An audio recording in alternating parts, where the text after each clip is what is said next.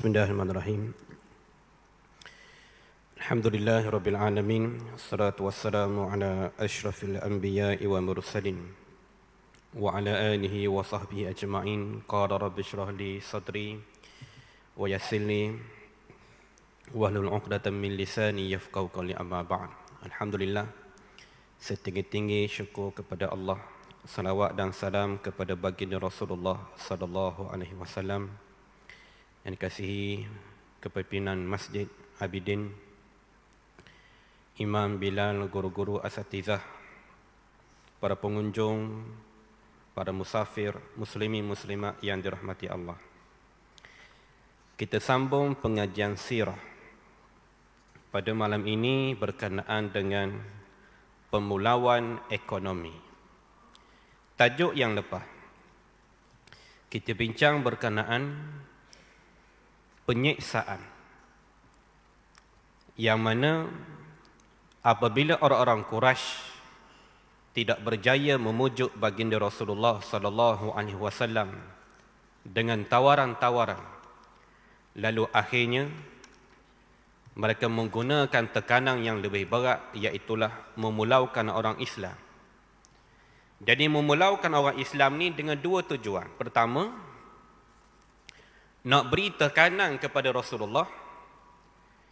Apabila Rasulullah melihat ramai pengikut dia kebuluran, kelaparan, akan mungkin boleh menjadikan Muhammad ini jadi tawar hati, jadi lemah, jadi mungkin kembali kepada agama asal mereka. Dan tujuan keduanya adalah untuk menjadikan pengikut-pengikut Rasulullah jadi mengalah. Kerana selama ni mereka guna kaedah tekanan dengan menyeksa.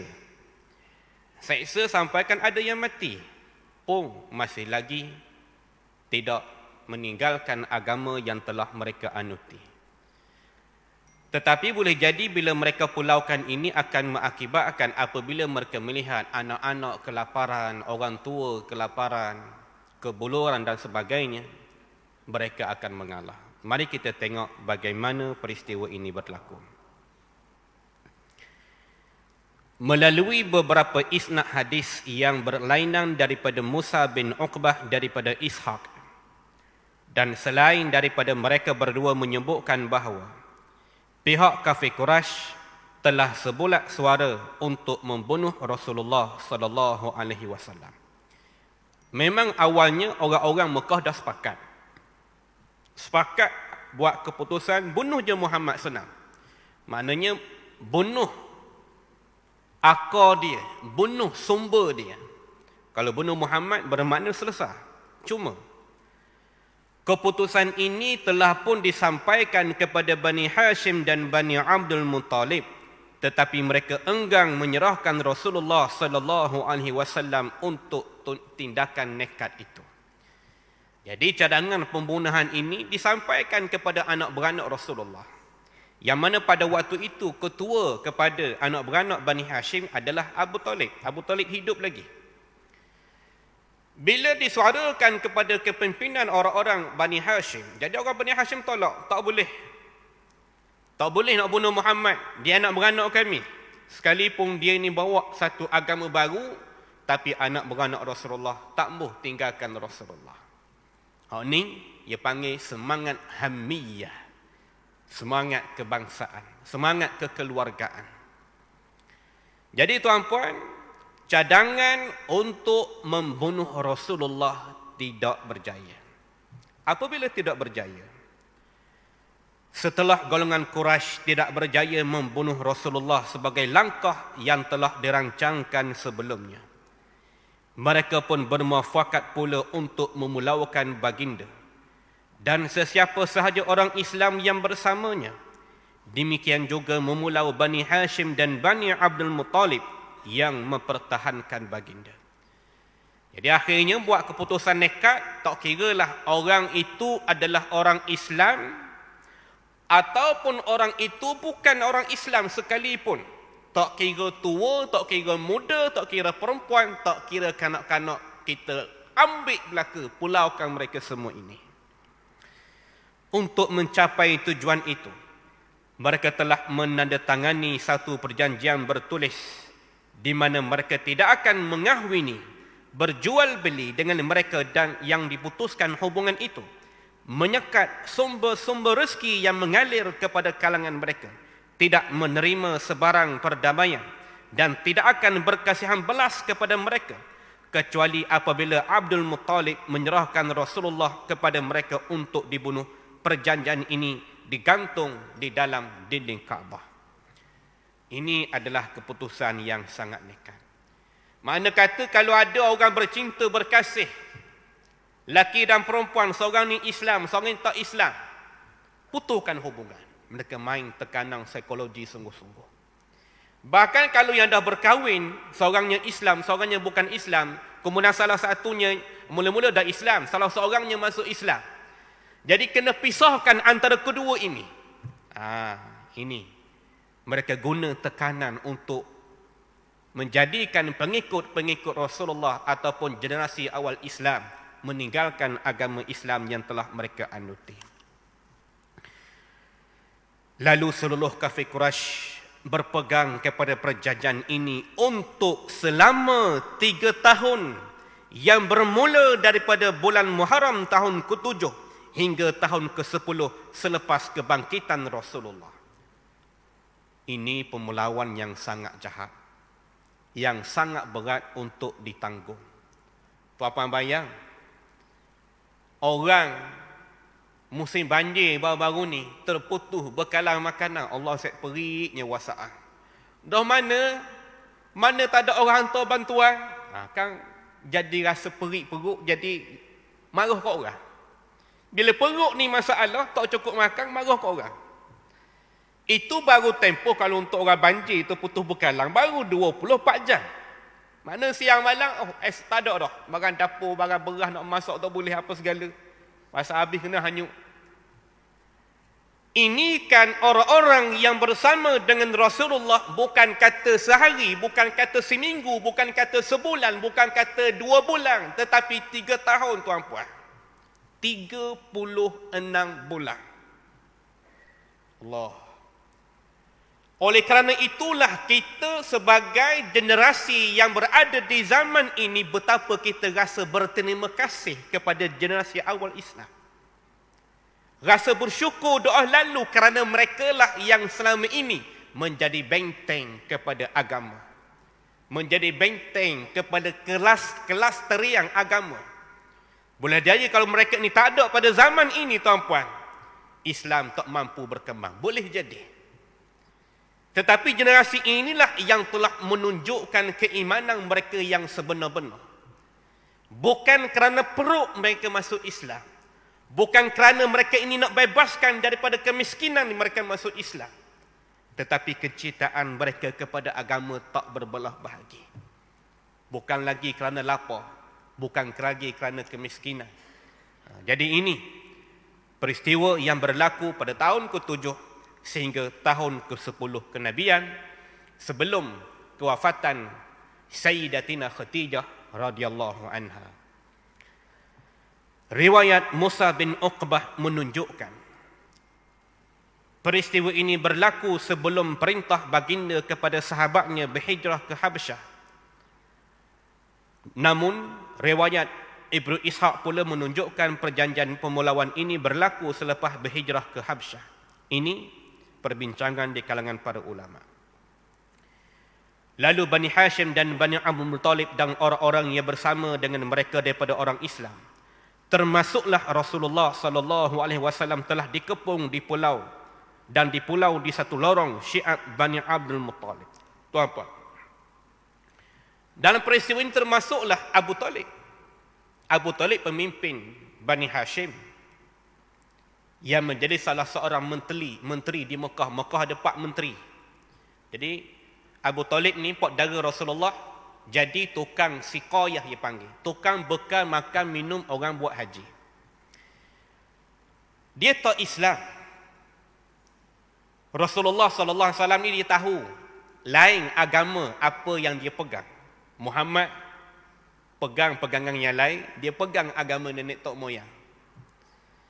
Tetapi dia ni sejak dia pelihara Rasulullah, sejak usia Rasulullah 6 tahun, lama dia bersama dengan Rasulullah. membesar Rasulullah bersama-sama dengan dia, dan dia rasakan seperti Muhammad ini adalah anak dia sendiri. Dan dia juga telah melihat beberapa peristiwa penting sepanjang Rasulullah ini diangkat menjadi utusan Allah, seperti bulan terbelah dua, seperti waktu kanak-kanak berusia 12 tahun, ahli kitab ataupun ulama telah beritahu pada dia Muhammad ni akan bawa berita besar. Dia dah depan mata dia dah dengar macam-macam, dia melihat macam-macam. Namun apa yang berlaku pada Abu Talib, sekalipun dia berlapar dengan Rasulullah ketika peristiwa ini, dia kekal dalam keadaan syirik. Kerana itulah tuan-puan, peristiwa Abu Talib ini memberi satu pengajaran penting pada kita. Apabila Abu Talib sanggup berlapar dengan Rasulullah selama 3 tahun tempoh dia, dalam keadaan dia tidak memeluk agama Islam, bahkan di saat ambang mati dia, ketika dia nazar, Rasulullah duduk di samping jenazah samping sekujur badan yang akan mati sekejap lagi ni, baginda pujuk, ucaplah la ilaha illallah. Abu Talib diam, tidak buka mulut dia untuk ikut ucapan Rasulullah. Rasulullah dengan bersungguh, kerana ini bukan orang lain, orang yang mempertahankan dia bermati-matian, orang yang pernah memelihara, jaga dia sejak dia kecil lagi. Lalu akhirnya Abu Talib hembus nafas dalam keadaan masih tidak beragama Islam. Lalu menangis Rasulullah, mengenangkan sekujur badan yang berada di depan dia mati dalam keadaan tidak Islam. Bila menangis Rasulullah sallallahu alaihi wasallam, tak kala itulah datangnya Jibril alaihi salam menurunkan satu wahyu, innaka la tahdi man ahbabta walakinna Allah yahdi man yasha. Wahai Muhammad, setara mana kamu sayang pada seseorang, kamu kena ingat kamu bukan pemberi hidayah. Mu sayang sangat pada orang ni, mu ajak dia pada Islam, tapi dia tak Islam, kamu sedih.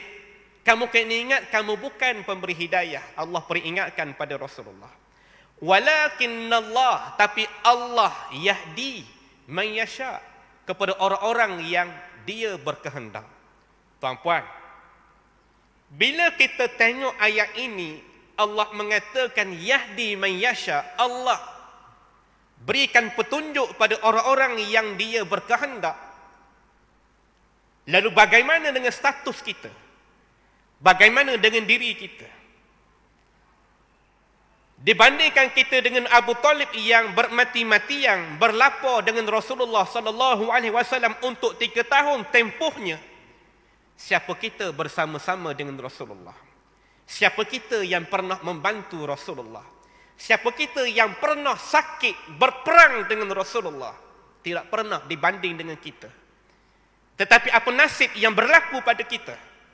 Seperti Allah peringatkan, dia beri hidayah pada orang yang dia berkehendak, maka apa jadi pada kita? Kita jadi orang yang dikehendaki oleh Allah. Seberapa buruk pun kita pada hari ini, kita kena sedar Allah beri satu benda yang sangat luar biasa pada kita. Allah mudahkan jalan kehidupan kita. Bagaimana Allah permudahkan jalan kehidupan kita? Allah lahirkan daripada zuriat ibu kita yang sudah mengucapkan 2 kalimah syahadah. Tuan-tuan bayang, orang-orang yang dihidupkan, diberi nafas, diberi roh oleh Allah, tapi tubik-tubik perut mak kat Amerika, tubik-tubik perut mak kat Jepun, ramainya orang etis. Tubik-tubik orang Brazil, ramainya beragama Kristian. Kena cari dulu bukti-bukti, kena cari dulu apa kenyataan Islam, apa kenyataan Taurat, apa kenyataan Injil, banding, compare, belajar. Lambatnya nak terima kepada cahaya kebenaran. Tetapi Allah jadikan nikmat dikurniakan pada kita, yahdi man yasha ini, sejak kita duduk dalam perut mak kita, Jibril tiupkan roh, bahkan lahir daripada seorang ibu yang memang mendirikan solat, yang memang mengucapkan 2 kalimah syahadah, yang memang nanti kalau kamu keluar daripada perut ibu kamu, kamu akan didendangkan dengan laungan Allahu Akbar, Allahu Akbar, yang mana orang lain tidak dapat nikmat ini, tapi yahdi man yasha, Allah beri pada orang yang dia berkehendak. Maka tuan-puan, peristiwa Abu Talib ini beri pengajaran pada kita, Allah nak kita. Bila kita rasa macam tu, barulah tuan-puan kita rasa sangat dihargai. Bila kita rasa kita sangat dihargai, maka sampailah saatnya kita kena menghargai. Menghargai inilah menjadi tuntutan pada kita, menunaikan tanggungjawab sebagai seorang Islam, menunaikan tanggungjawab sebagai seorang pemimpin dalam keluarga, menunaikan tanggungjawab sebagai da'i kepada anak-anak, sebagai da'i kepada adik-adik, sebagai da'i pada keluarga kita. Lalu tuan-puan, Rasulullah sallallahu alaihi wasallam bersama dengan orang Islam bertukar lumuh dan bersungguh-sungguh untuk tempoh 3 tahun ini. Dugaan ke atas mereka terlalu berat. Dalam hadis sahih menceritakan bahawa mereka terpaksa makan daun-daun dan pucuk kayu. Jadi tuan-puan, kalau palarak makan pucuk kayu ni, Allah. Kalau kita makan nasi khabu sekali arung tu sedap lagi. Kalau sehari yang makan nasi khabu, pagi nasi khabu, tengah hari nasi khabu, malam nasi khabu. Kerana nasi khabu ni makan daun, makan ulang. Tapi perut kita tak nak. Ada orang nak makan nasi khabu. Sarapan pagi nasi khabu, tengah hari nasi khabu, malam nasi khabu. Tak ada orang. Sekali je tau. Tapi ini yang berlaku pada para sahabat. Mereka duduk dalam suasana demikian rupa untuk bertahan hidup.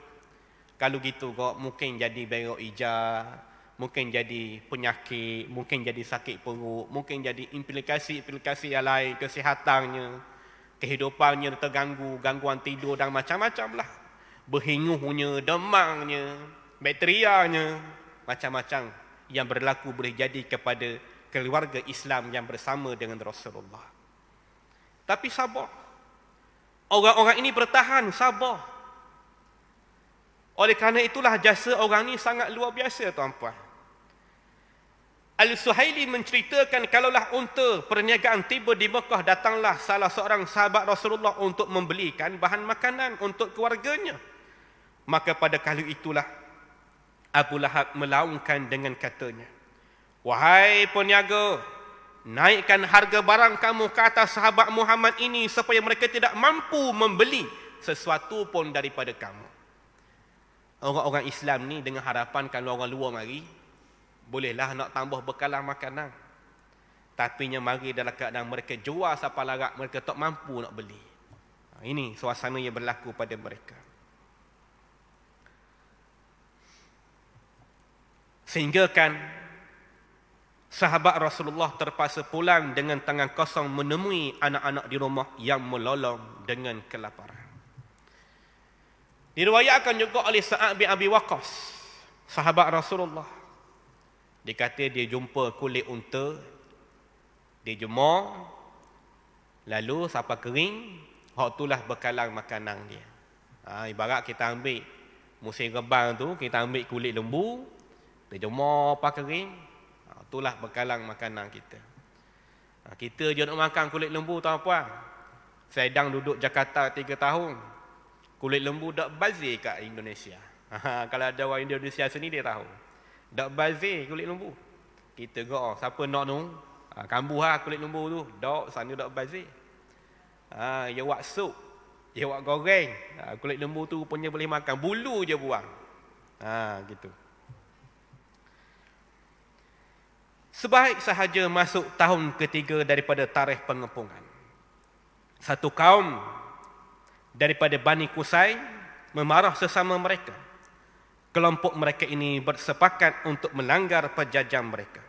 Di masa itulah Allah menghantar anak anai menggigit serta mengerik naskah perjanjian yang digantung dalam dinding Kaabah, yang mana yang tinggalnya hanyalah perkataan Allahumma sahaja.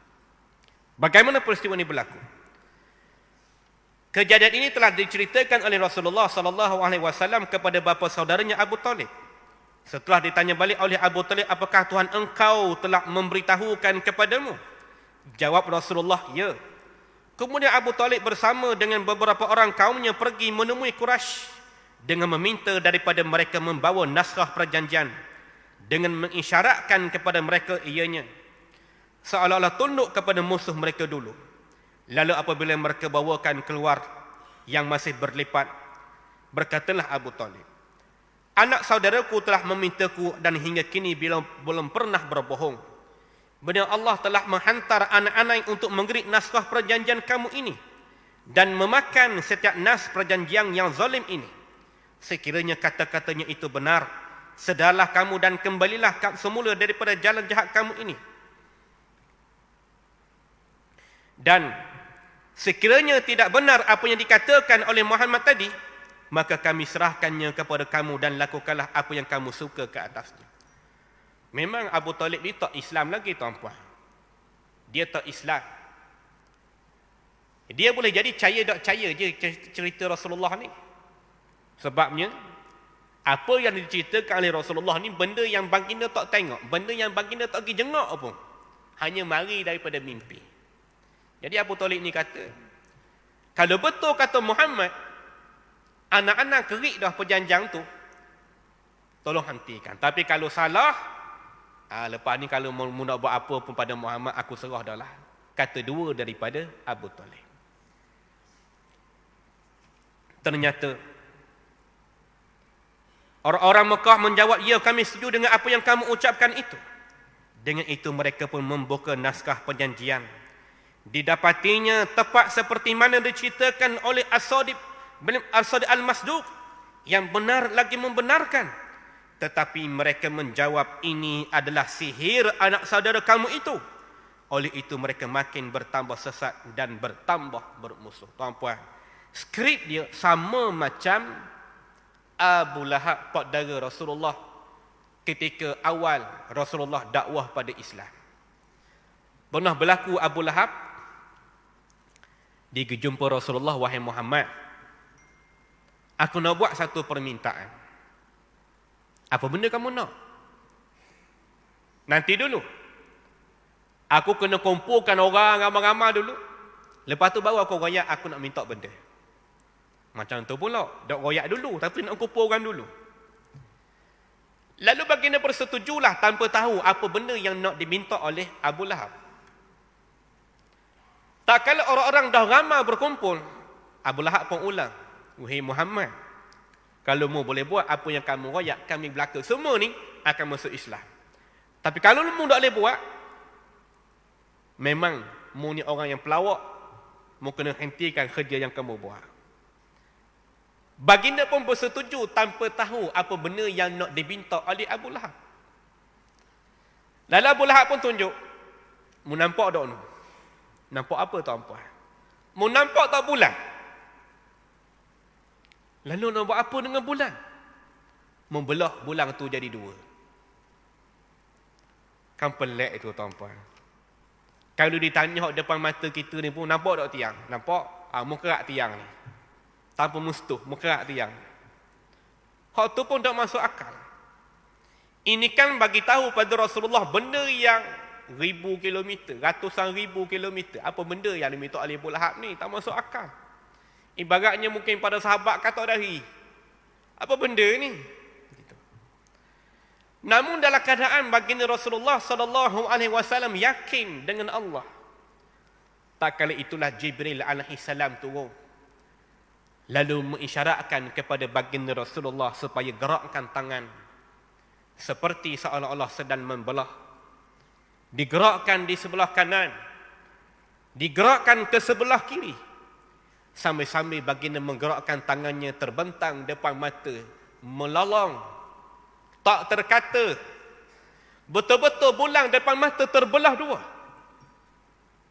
Dalam keadaan tok lolong, tok lapang macam ni lah tuan-puan, tak terkata apa. Maka Abu Lahab tubik di mulut dia, sihir. Sudah. Sama skrip dia. Sihir. Orang hak pun melepau ni, sihir. Maka tahu apa habis, tutup buku cerita. Tutuplah kebenaran yang terpampang depan mata, mukjizat. tertutuplah pintu hati mereka kerana mereka mengatakan itu sihir. Dan sampaikan mereka menunggu orang-orang yang balik daripada musafir balik ke Mekah. Mu nampak tak malam tadi petang malam bulan nampak macam gerak bola tu. Dia kata nampak. Tapi nak kan sihir kata mereka. Jadi ini yang berlaku kepada orang-orang Quraisy sehingga tertutup hati nurani mereka untuk menerima kebenaran yang telah terpampang di depan mata mereka. Baiklah. Apabila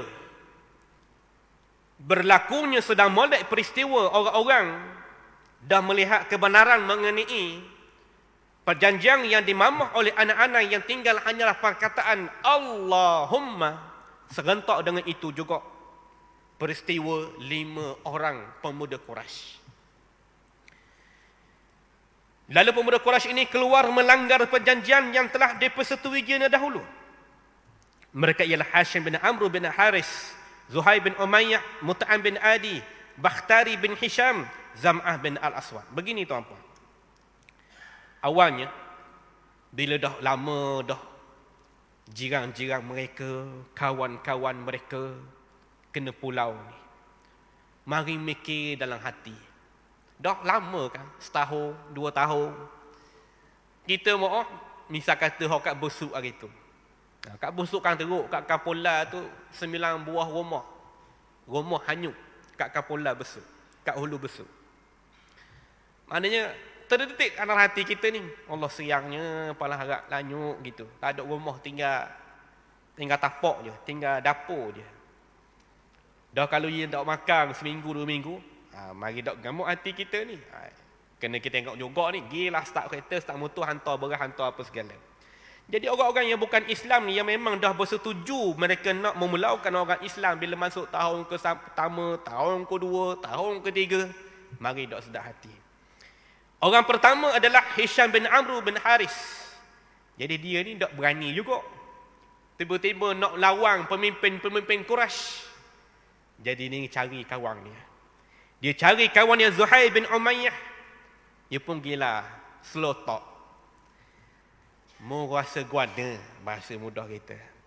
Aku ni rasa dak sedap hati benarnya. Apa benda mu rasa dak sedap hati tu? Aku dak sedap hati benarnya tengok kawan-kawan kita nu berlapar. Dah 3 tahun dah kan? Aku rasa dak sedap hati, siangnya pula. Jadi kawan yang dia ini, Allah sedang molek, dia kata. Aku benarnya rasa macam tu juga, tapi aku tak ada orang yang aku nak bercakap, nak suarakan. Sebabnya seluruh penduduk Mekah dan memang setuju, sepakat nak pulaukan orang Islam. Sedang molek merayak gitu. Dah doakan kita berdua je. Doakan kita 2 orang je, kita rasa dak sedap hati. Baiklah, mari kita cari kawan kita lagi. Gilah jumpa kawan yang berikutnya adalah Mut'am bin Adi. Pergi jumpa, hei Mut'am, kami ni benarnya dak hati ni. Kawan-kawan kita hok kena pula tu. Allah kata Mut'am, mu rasa gitu, aku pun rasa gitu juga. Allah sedang molek kita 3 orang. Sedang molek. Jadi bahawa cukup 3 orang, doakan kita 3 orang ni, cari seorang lagi. Jumpalah Abu Bakhtari pun sama. Jumpalah Zam'ah bin Aswad pun sama.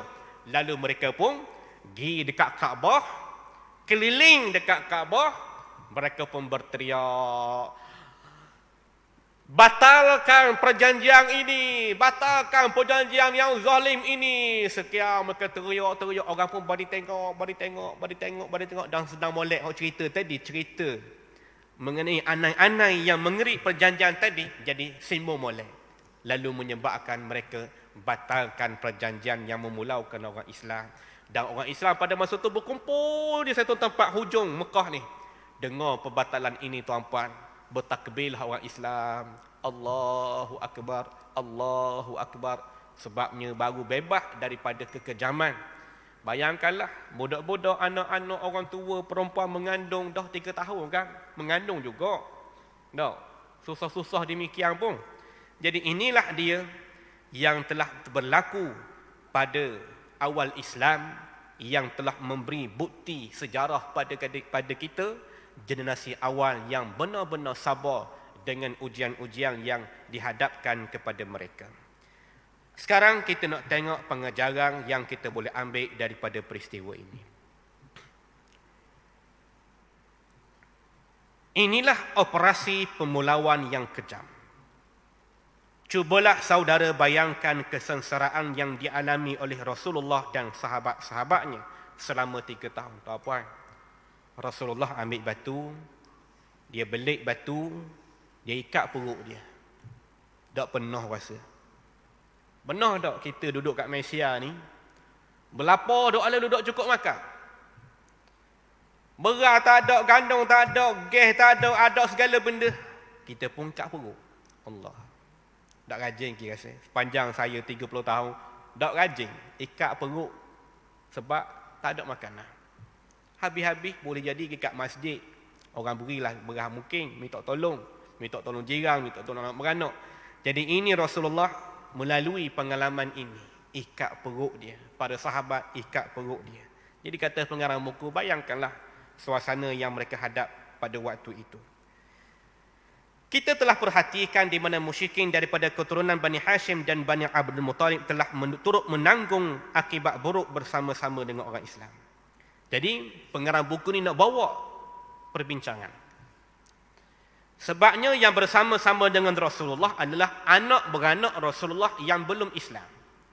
Pasal apa mereka ni sanggup bermati-matian pertahankan Rasulullah?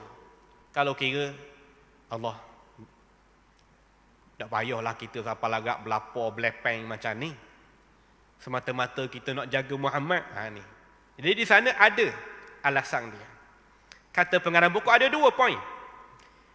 Jadi golongan ini sebenarnya pertama, mereka ini kekal dengan syirik dan keangkuhan mereka dan menolak kebenaran yang dibawa oleh Rasulullah sallallahu alaihi wasallam. Asasnya anak beranak Rasulullah ini walaupun mereka pertahankan Rasulullah, mereka melindungi Rasulullah, tetapi tetap saja mereka ini dalam hati, dalam jiwa, dalam perasaan ada sifat sombong.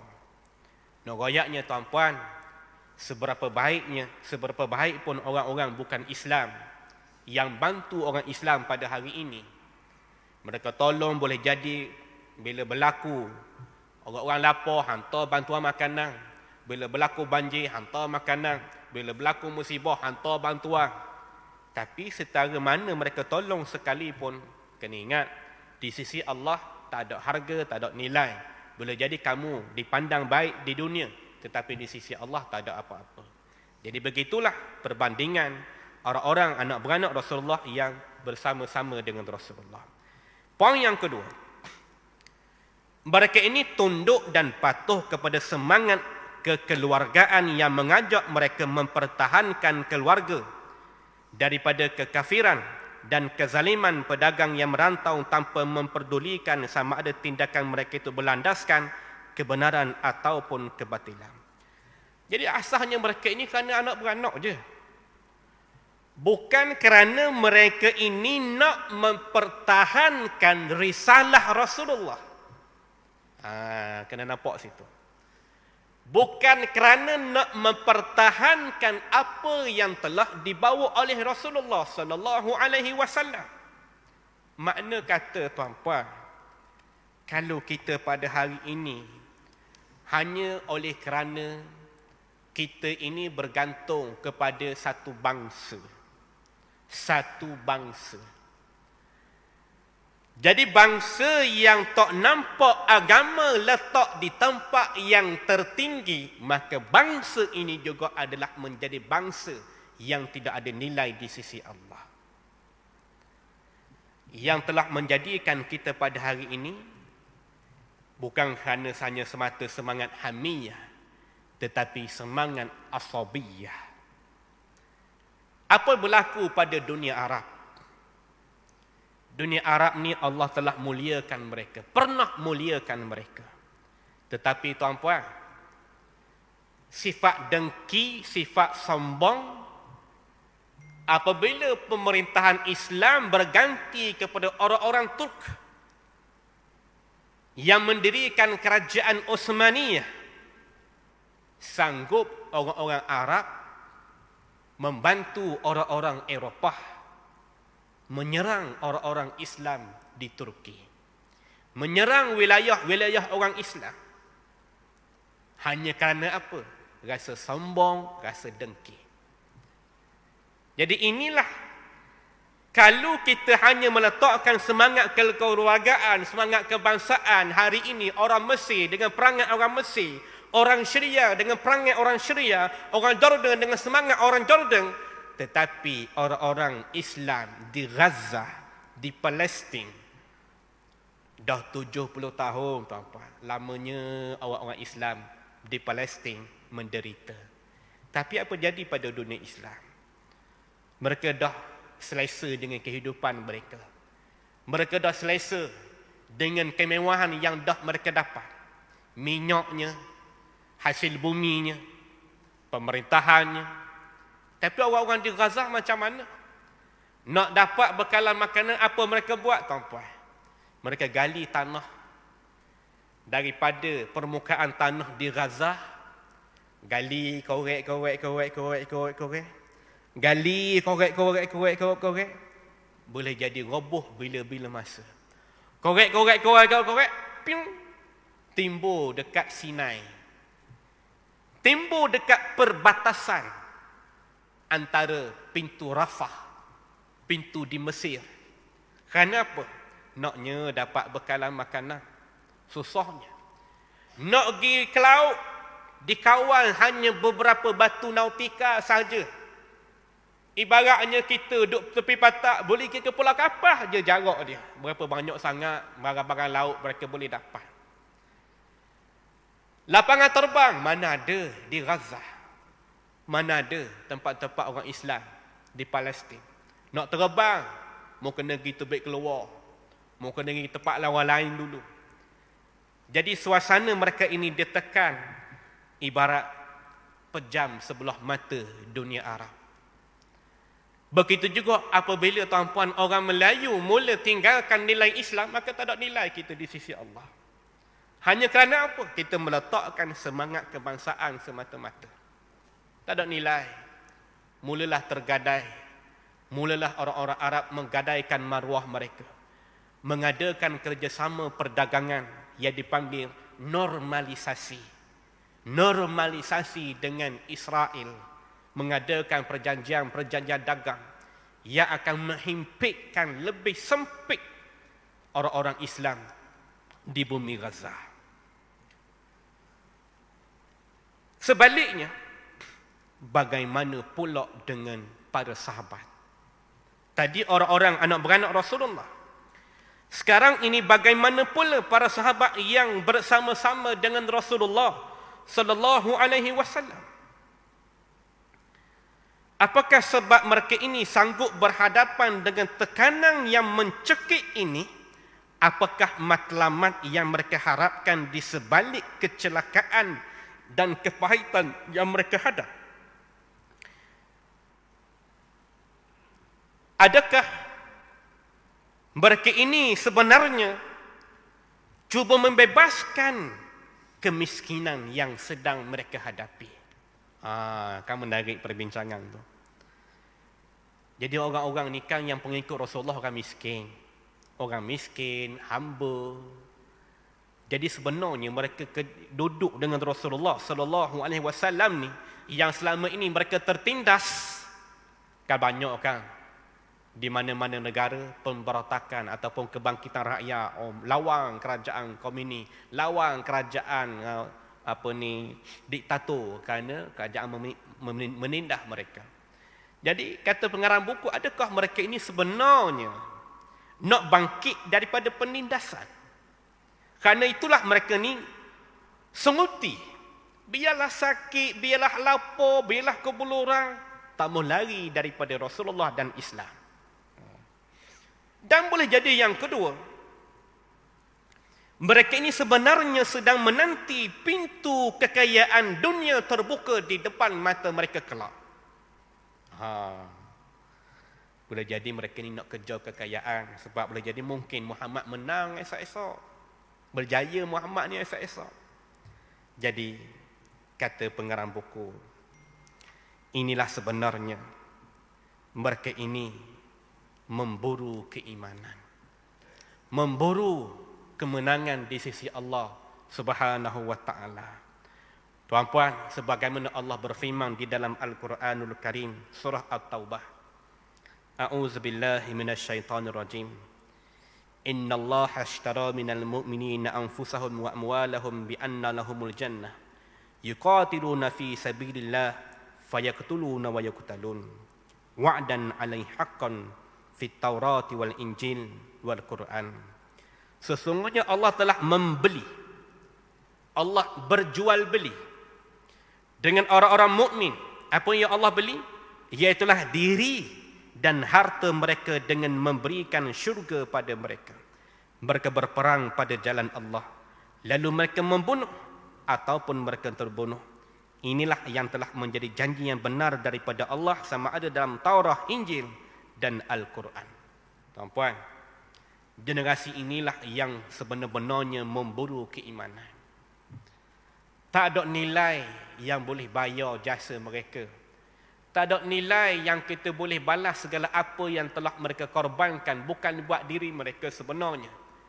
Mereka berimpian. Sebagaimana firman Allah Subhanahu wa taala, "Wa ma arsalnaka", wahai Muhammad, tidak kami utuskan kamu rahmah lil alamin, untuk sampaikan rahmat sekalian alam. Bahkan tuan-puan, cuba tengok dekat meja tempat saya berdiri ini. Depan saya ni ada tercatat tahun didirikan Masjid Abidin pada kurun ke-17.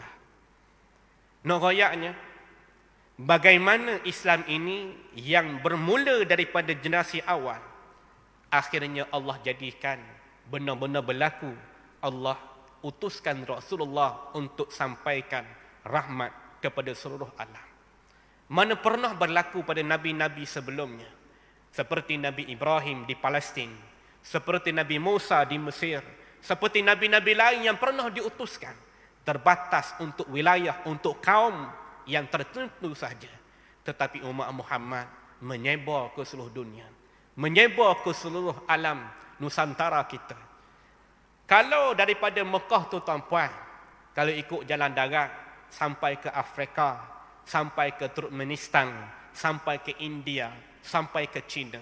Tapi untuk sampai ke Nusantara kita, bukan jalan darat tuan-puan, kena lalu jalan laut. Kalau daripada tanah Arab, kena redah lautan Hindi, kena lalu jalan bergelora dulu, terumbang-ambing di tengah laut. Kerana apa tuan-puan? Nak sampaikan risalah, nak bawa agama kita, nak sebarkan agama. Tetapi bukan dengan kodo-kodo yang ringan-ringan, bersungguh-sungguh, bermati-matian. Kalau mati, matilah, mati dalam Islam. Jadi kita ucap syukur dan ucap terima kasih kepada generasi awal yang telah berkorban bersungguh-sungguh untuk umat manusia dan juga untuk kita semua yang dapat nikmat pada hari ini. Jadi sekadar ini sajalah pertemuan kita tuan-puan. Yang baik datang daripada Allah, yang lemah dan kurang datang daripada diri saya sendiri. Pertemuan yang akan datang kita akan bincang hijrah pertama dalam Islam. Jadi sebelum berlaku hijrah ke Madinah, para sahabat pernah diarahkan untuk redah lautan, berhijrah ke bumi Habsyah, ataupun hari ini kita kenal dengan wilayah Ethiopia. Kita akan bincang pertemuan yang akan datang. Assalamualaikum warahmatullahi taala wabarakatuh.